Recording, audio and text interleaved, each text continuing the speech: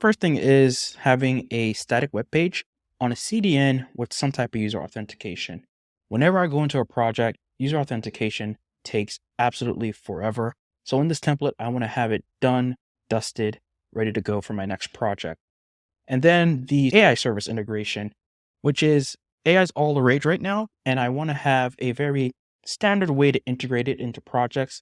We're not going to do anything with building out a complete AI service backend, but we just want to leverage something that already exists.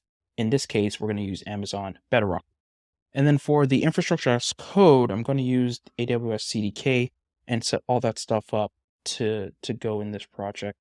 So I mentioned a couple of these things already, but let's go through the high level design. Everything is going to be sitting inside of the AWS ecosystem. And this gives us a couple of advantages. One, we don't have to go hunting for a lot of third-party software. And also, we have one place to reference for new pieces of functionality that we have to bring into the application. So if I want to add a new feature, I can stitch together a bunch of AWS services instead of having to look for a third-party vendor that may do it. Not saying that we won't use some of these third parties later down the line, probably, but for now in this template, I want it to be very easy to stand up everything in one go without having to rely on setting up an account somewhere else and having to log into their dashboard and figure things out.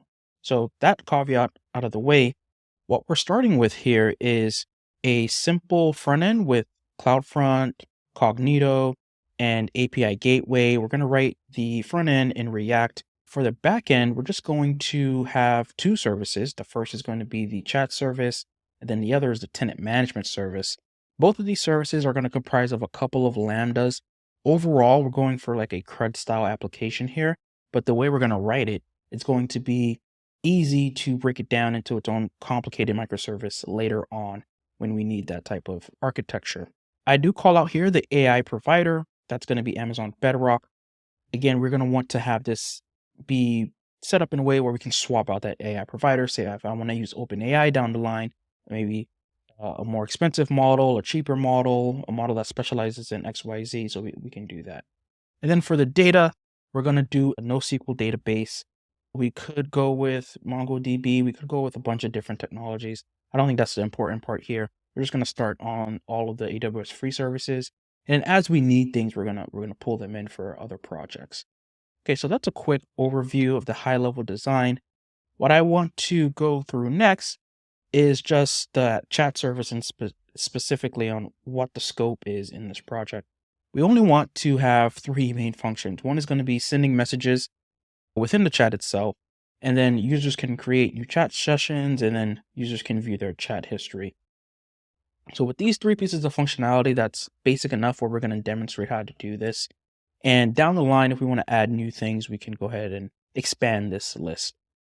And then for the tenant management service, all we really want to do is have people sign in and sign out and maybe save some extra tenant information on the tenant table.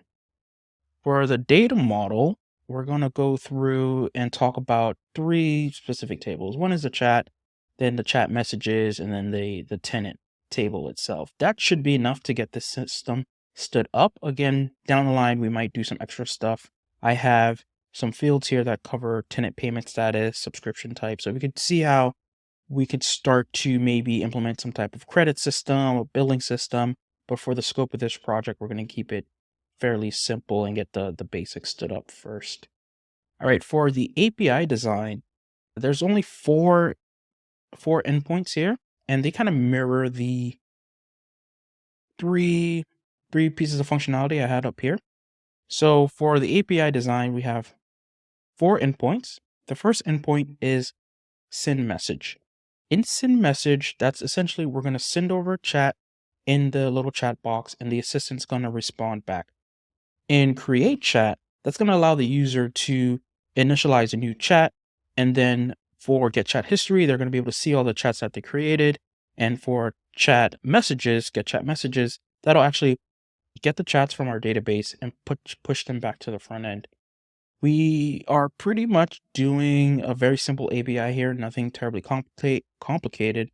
Down the line, we could protect these routes with an API key. We could also do some type of throttling.